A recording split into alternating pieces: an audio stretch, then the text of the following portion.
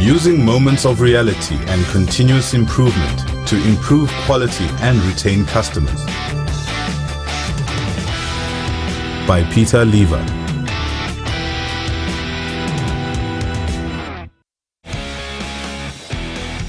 Understanding moments of reality. It's sobering to note that every time a customer interacts with your business, they are provided with an opportunity to evaluate your company and pass judgment. Over the course of repeated interactions, customers are inclined to form an opinion of your company, either positive or negative. The longer the time frame, the more interactions and the more entrenched these opinions will be. If a negative opinion is sustained for long enough, customers are inclined to jump ship and move their business to your competitors. Further, should a negative opinion be formed, customers will engage in negative word of mouth, which will slowly erode your customer base and profitability. Alternatively, should a positive opinion take root, you are likely to be on the receiving end of positive word of mouth publicity. What follows is an overview of a powerful strategic tool, Moments of Reality. The Moments of Reality methodology is ideally suited to guide the development of a tactical level customer services strategy. What's the big deal? It's a known fact, but worth mentioning nonetheless.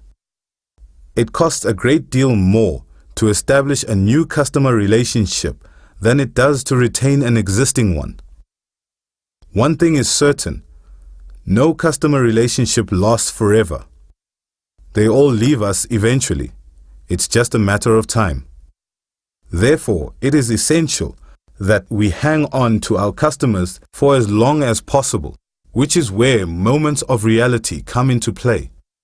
To explain by means of a metaphor, consider your business to be a house. It has a front door through which we bring new customers and a back door through which existing customers are trickling out. Businesses tend to be more attentive to the front door, acquiring new customers, than they are to the back door, the loss of existing customers. We decide that it's time to improve the customer experience and implement a moments of reality exercise. The outcome is as follows. We begin to delight our customers in such a manner that they dwell for longer in our metaphorical home. Our customers are now having such a great time while interacting with us that they do more business with us than had previously been the case. What's more, our customers are so enthusiastic about what a great company we are that they tell their friends. Now we have positive word of mouth helping to bring new customers in through the front door. Because our customers are staying longer with us and the rate at which we are welcoming new customers into our home is ticking up, the size of our customer base is starting to grow. In short, a well-executed moments of reality exercise will see us retain our customers for longer, will result in increased customer sales and will drive positive word of mouth, thereby making it easier for us to attract new customers. Touchpoints.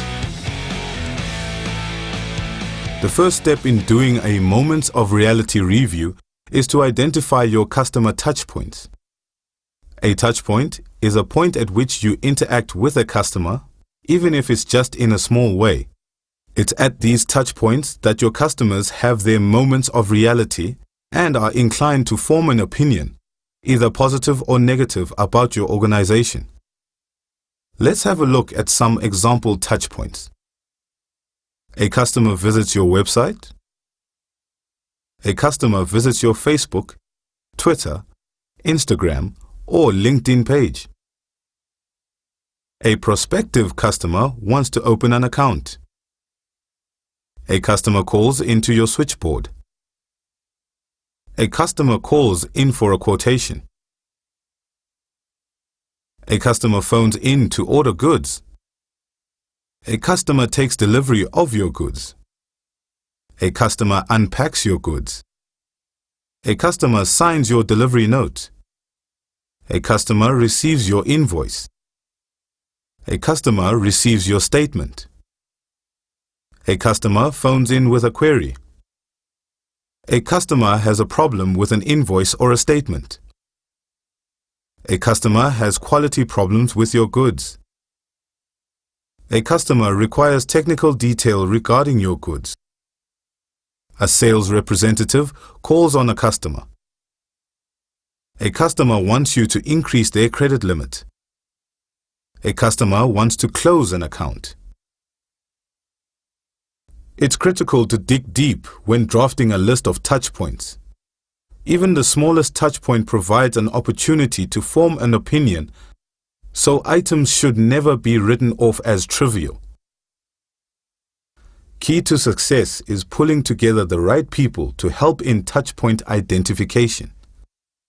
Typically, you would draw in your customer services team, your sales team, senior staff, perhaps the executive and their direct reports, as well as thought leaders across all levels that exist within your business. The Customer Lifecycle. When identifying touch points, it is useful to consider the customer life cycle. What follows is a high-level overview of the customer life cycle. Acquire. It is during the acquire phase that new customers are brought on board. Common touch points include the customer applying for an account, the customer requesting a quotation, and the communication of your rules of engagement to the customer. Serve. During the serve phase, the needs of the customer are serviced by the provision of goods and/or services. Common touch points are the receipt of goods, the receipt of invoices and statements, the placing of orders and the resolution of queries. Grow. The grow phase sees one attempting to upsell, cross-sell to the customer to add additional value to the relationship and derive incremental revenue. Examples of common touch points include sales representative visits, marketing campaigns, and the provision of quotations.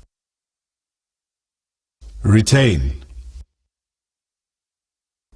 It is during the retain phase that a customer either becomes an advocate for your company, in which case you can expect to retain them, or becomes a detractor, in which case you will more than likely see them leave. Key to this phase is the provision of after-sales service, the continual emphasis on adding value as well as relationship management.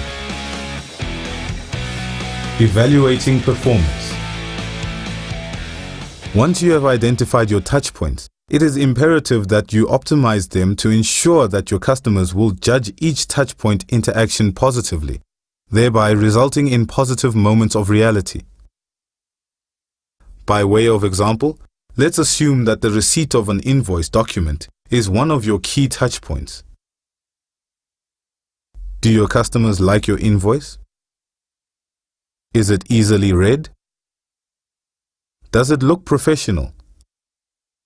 Is it accurate? Does it provide the detail that they require? Is it easily processed by the customer's accounts department? Is it received by the customer in good time? Perhaps your customers phone in to place orders. Is the call answered within a reasonable time frame? Do you provide an order by email or fax service? Do your customers want to fax or email orders? Are you able to give your customers an order number while they are on the phone? How do you provide customers with their order number if they fax or email you their orders? Are your call center agents polite, accurate, and quick? Do your call center agents have the appropriate degree of product knowledge? If the customer can't recall his or her account number, how friendly is the process to establish their authenticity and give them their account number? Are the operating hours of your call center suited to the operating hours of your customers? Is the voice quality of the telephone call acceptable to your customers? In short, all touchpoint failings are identified, a correction plan is developed and then implemented. A moments of reality exercise results in a task-level plan. The trick, of course, is to manage the plan to a close, which, as always, is more easily said than done. Putting the customer center stage. As companies grow, it becomes necessary for them to introduce distinct functional areas to make control possible. In the absence of silo-breaking leadership, departments are inclined to cease sharing and cooperating with each other. Enter silo mentality. You start noticing that your sales and marketing departments aren't working together as they used to. In fact, it sometimes feels as if they are pulling in different directions. Your debtors department isn't working as closely with your sales department, which means that credit limit management has become sluggish and orders are being delayed as a consequence. Your supply chain department starts structuring their routing with an eye on cost reduction, and they lose sight of the delivery lead times that the sales department have been promising. I am sure that you get the gist of it. All told, silo mentality doesn't paint a pretty picture. Unfortunately, silo mentality forces a shift in focus. The customer is no longer center stage. Customer centricity is, to a degree, replaced by a low-key turf war between functional areas. If left unchecked, the lack of customer centricity will erode the company's ability to add value to the customer, which will place it in a weaker position relative to its more customer-centric competitors. Successful companies are customer-centric. They continually focus their efforts on optimizing the value that they offer their customers and thereby prosper. The customer becomes the single point of focus around which all functional areas unite.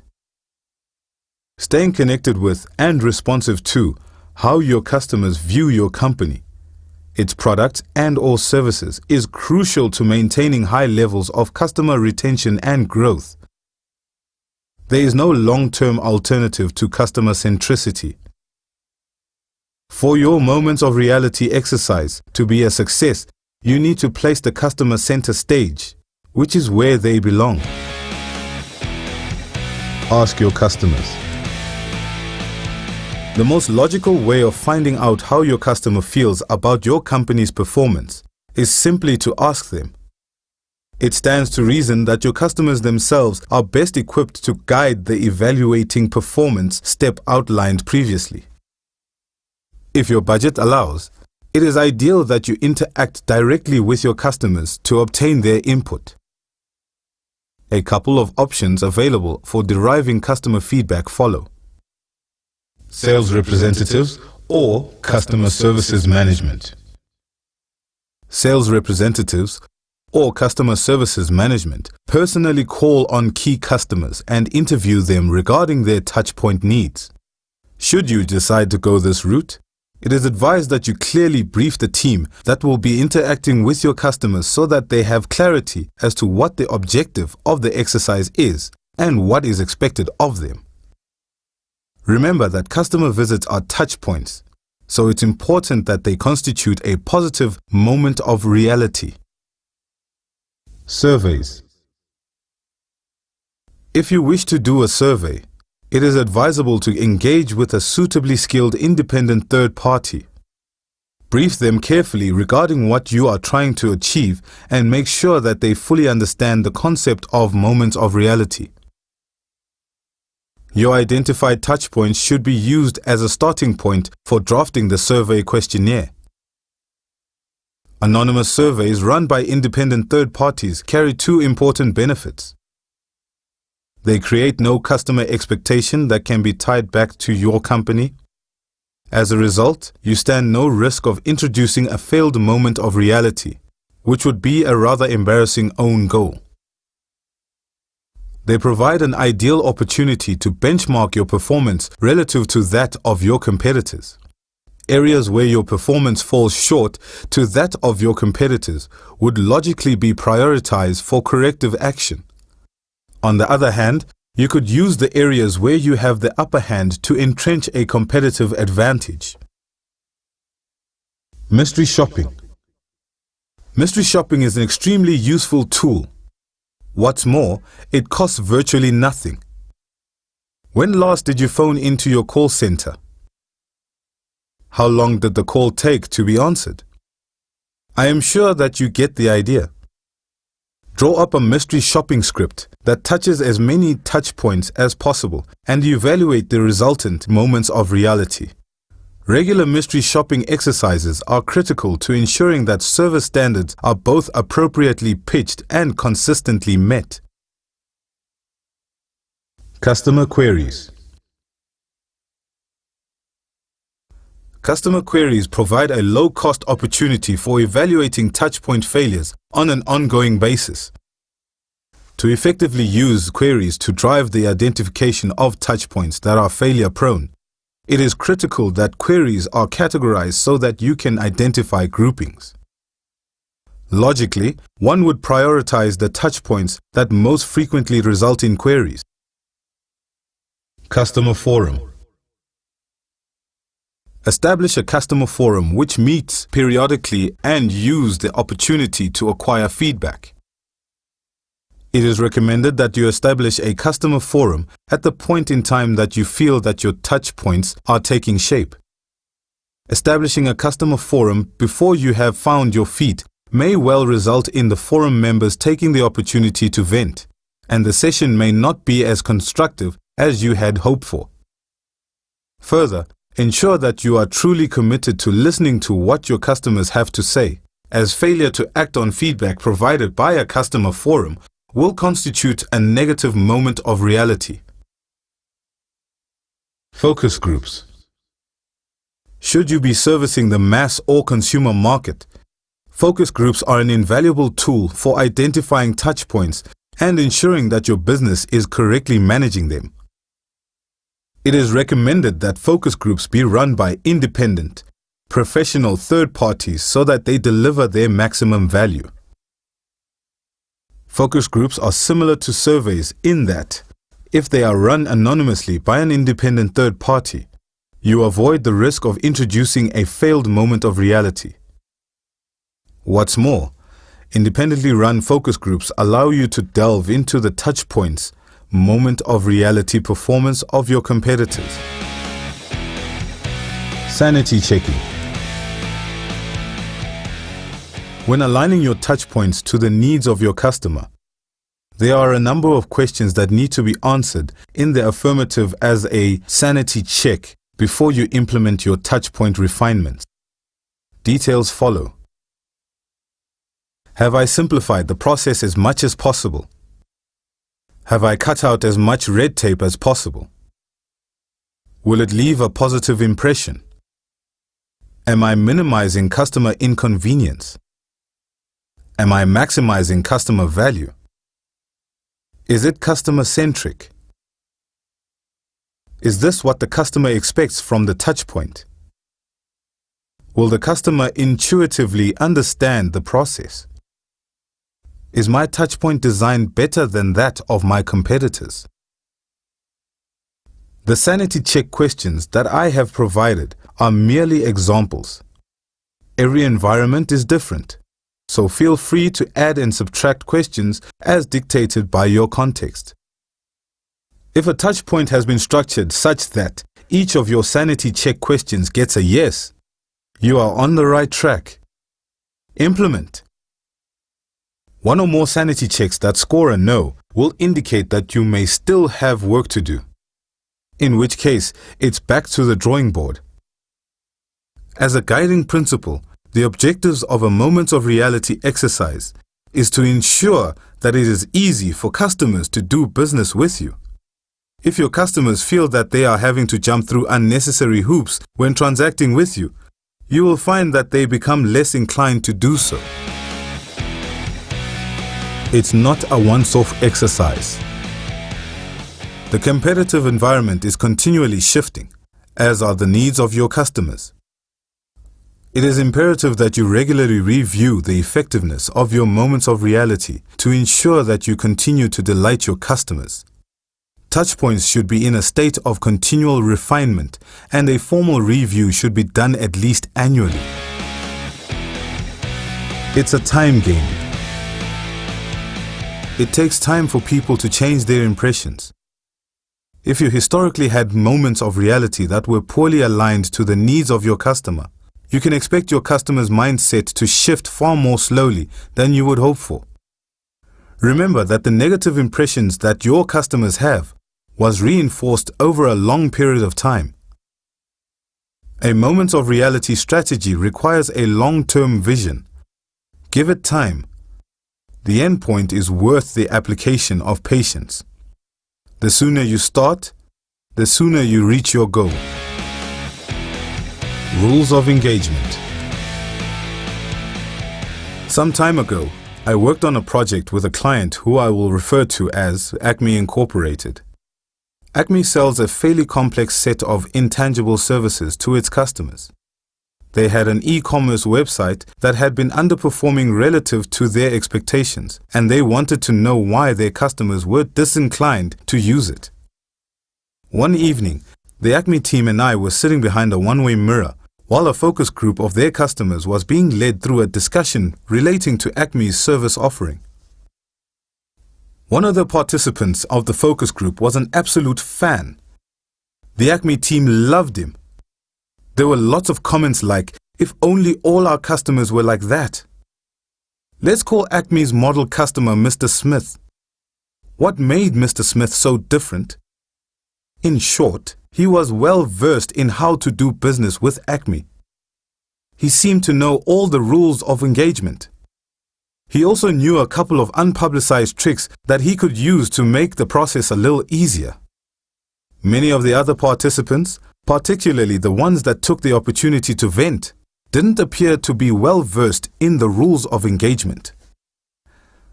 The bottom line is that the better the customer is versed with respect to your rules of engagement, the easier it is for him or her to do business with you, and, as a consequence, the more profitable the relationship.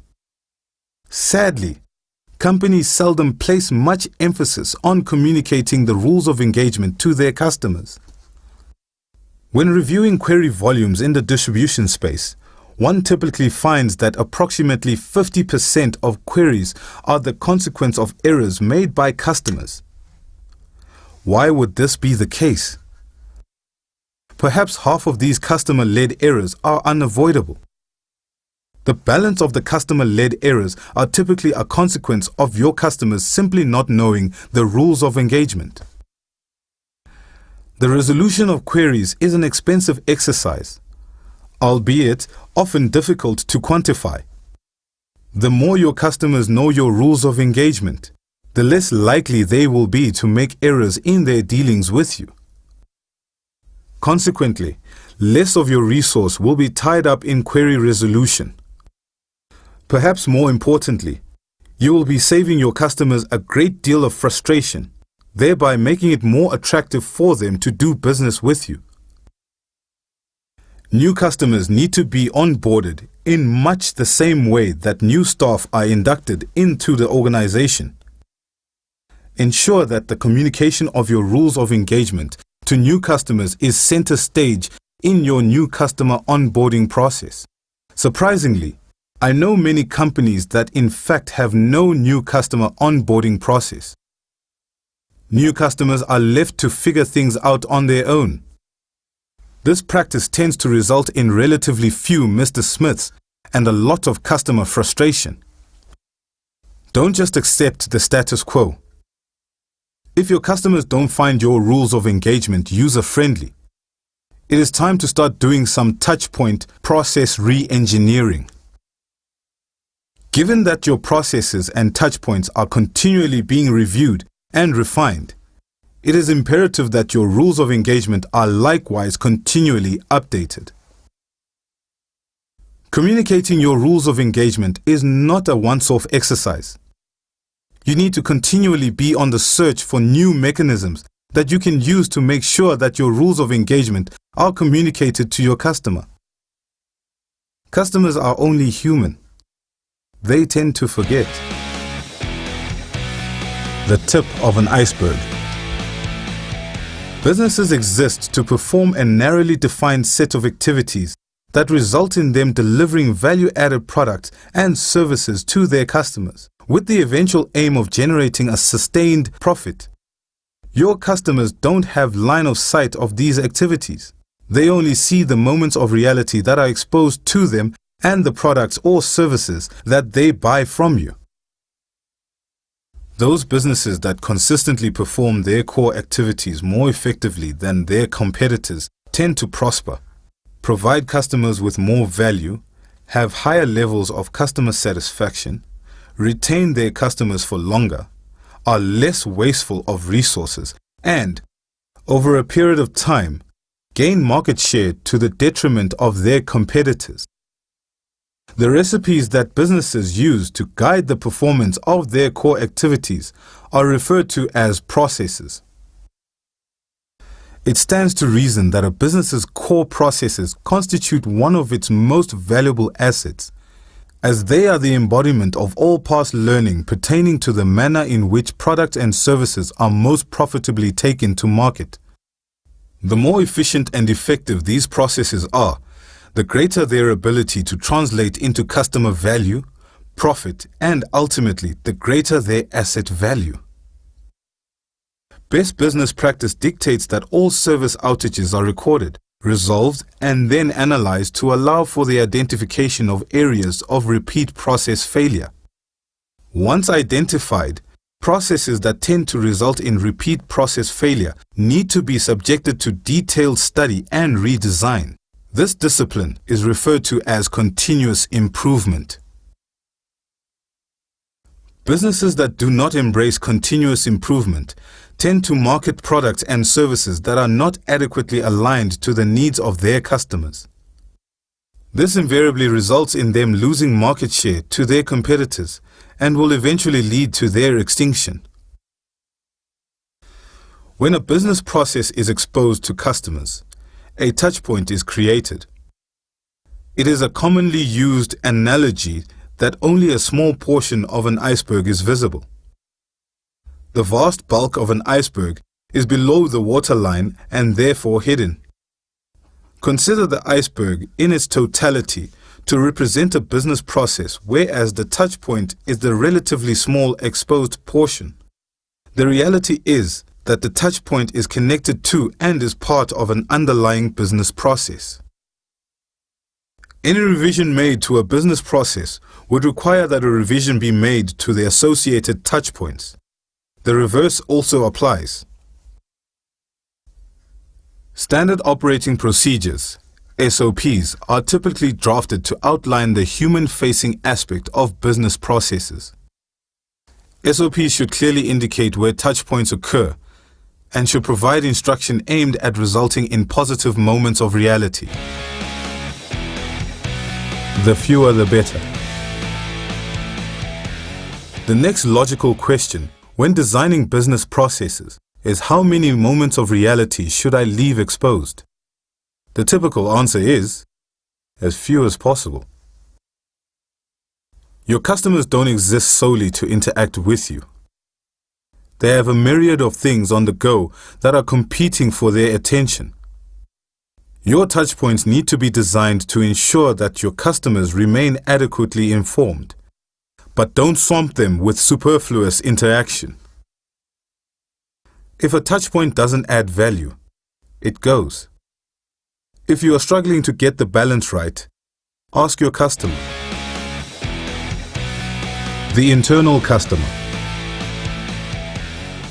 Thus far, we have looked at customer-facing moments of reality.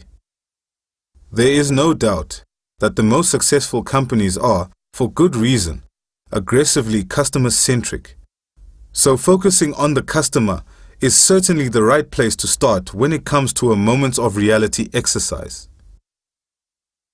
It must, however, be noted that you can perform a moments of reality exercise on any stakeholder. Other stakeholders that may be worthy of such treatment are staff, shareholders, the broader community, the government, and the like. Perhaps most importantly, a moment of reality exercise can also unlock value within your organization. What, for example, are the touch points that are in play when your staff members interact with internal departments such as human resources and information technology? Are these internal touch points experienced in a positive or negative manner? Departments such as information technology and human resources are often seen as landlocked, given that they don't interact directly with the external customer. The reality stands that they play a critical supporting role in enabling the delivery of service to the customer, albeit on an indirect basis. Optimizing interdepartmental touchpoints can help to break any departmental silos that may have crept into your organization and can have a positive impact on efficiency. What's more, sensitizing landlocked departments to the fact that they too have customers, albeit internal ones, and that the quality of service that they provide indirectly impacts on the organization's ability to service its customers, sends an important cultural message. Critical success factors. There are a number of critical success factors that one would need to keep an eye on when undertaking a moments of reality intervention. Manage it like a project. As has already been mentioned, a moments of reality exercise results in a task-level plan that needs to be implemented if it's to add value. In many ways, implementing a moments of reality plan comes with all the complexities and pitfalls that one would expect when implementing a strategy plan. It is commonly known that organizations often fail in the execution of strategy. Similarly, the implementation of a moments of reality intervention is likely to fail if not carefully managed. It is proposed that you appoint a highly competent program manager to oversee the implementation of your moments of reality plan.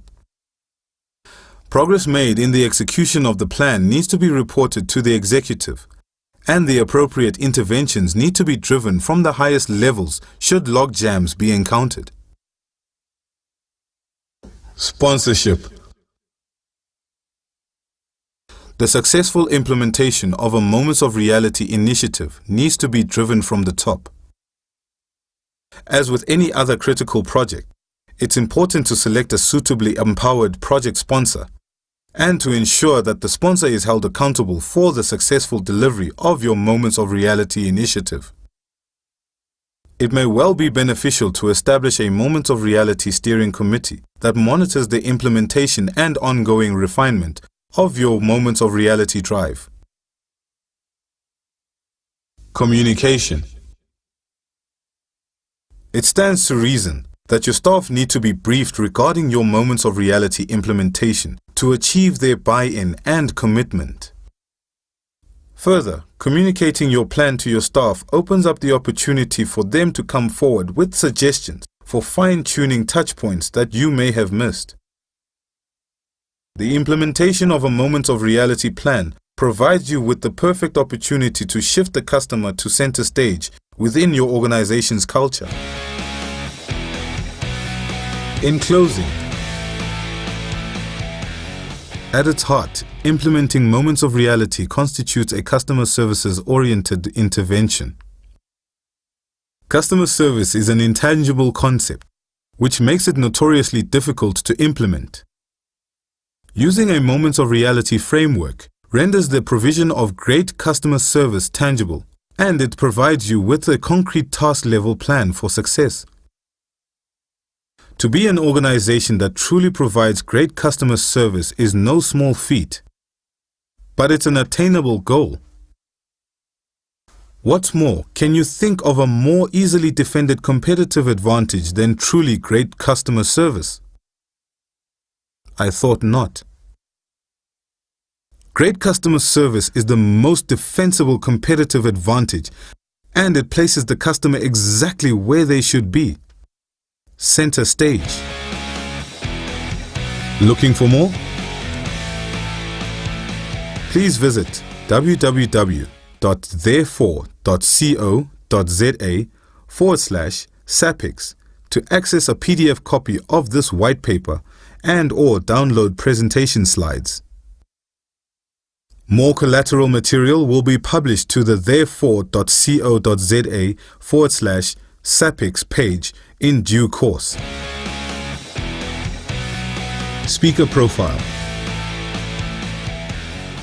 Peter Lever founded Therefore Strategic Technology Services, Pty Ltd, in 2006.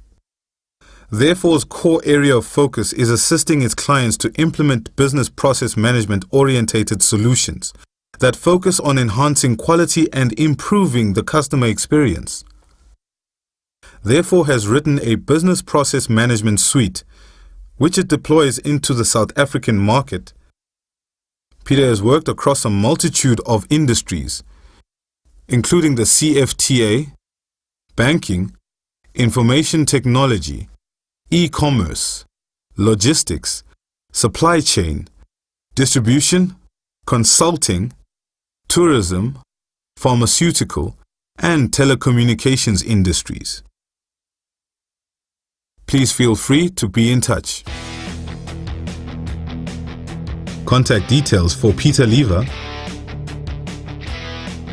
Telephone. Country code +27 83 447 4883. Email peter@therefore.co.za. Website www.therefore.co.za.